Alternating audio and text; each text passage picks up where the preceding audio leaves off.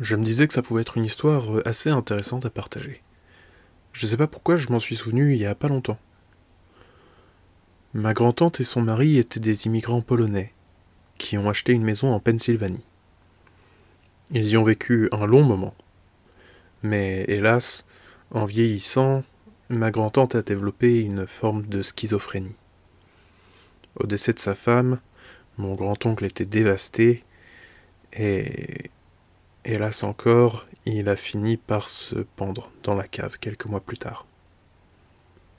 Après sa mort, ma mère et sa famille ont nettoyé la maison et fait le tri dans leurs affaires. En faisant cela, ils ont découvert que ma grand-tante avait fait une vingtaine de trous dans les murs pour y mettre différents objets religieux, des statues de la Vierge, des crucifix, etc.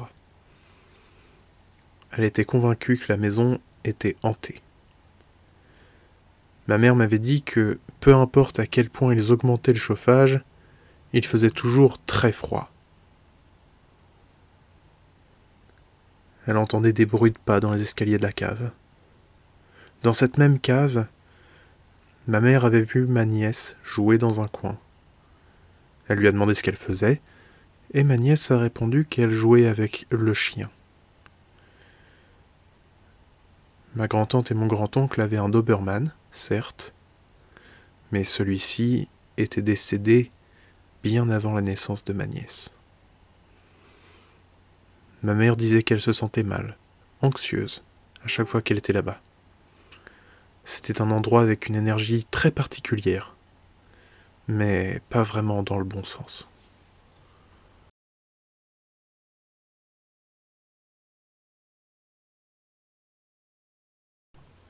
Ça m'est arrivé alors que je n'étais qu'un ado. Je crois que c'était pendant le printemps 1998. J'avais 14 ans. Avec mon groupe de Boy Scouts, nous sommes partis faire une randonnée dans les montagnes Ozark, dans l'Arkansas. J'ai grandi dans une petite ville du Tennessee et les gars qui m'accompagnaient étaient des garçons que je connaissais depuis toujours. Nous étions proches et on se faisait confiance. Cela faisait 5 jours de randonnée et je peux dire que nous avions l'air misérables.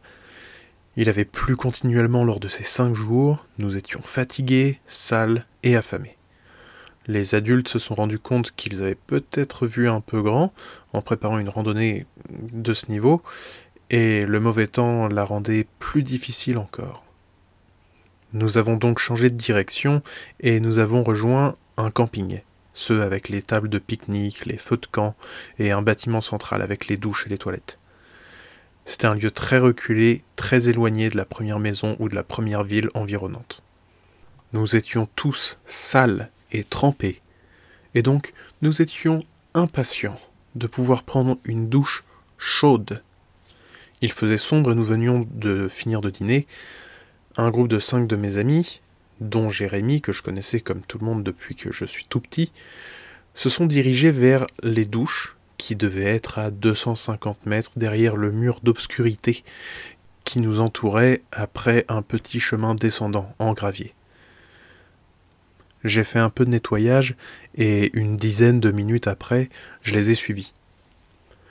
J'avais une petite lampe de poche pas très puissante.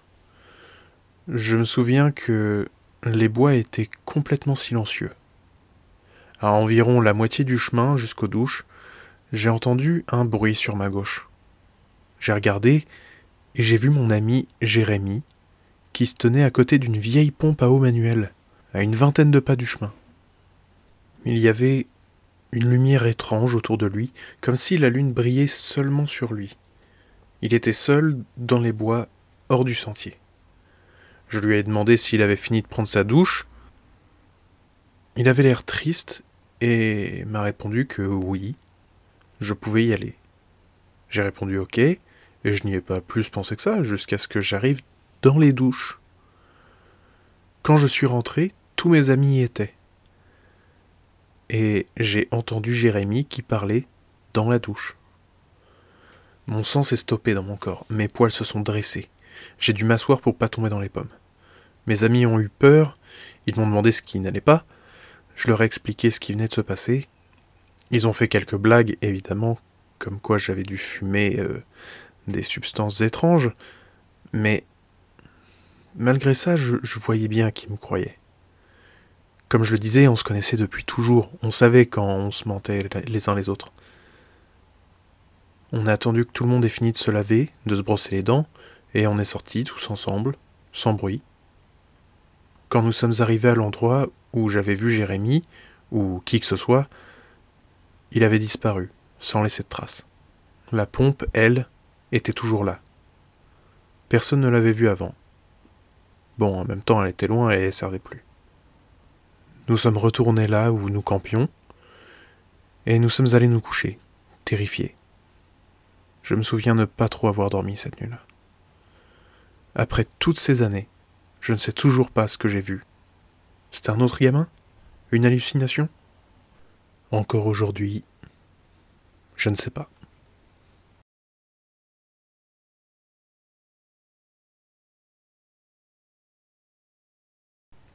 Je suis en vacances dans le sud de la France avec mon copain et sa famille.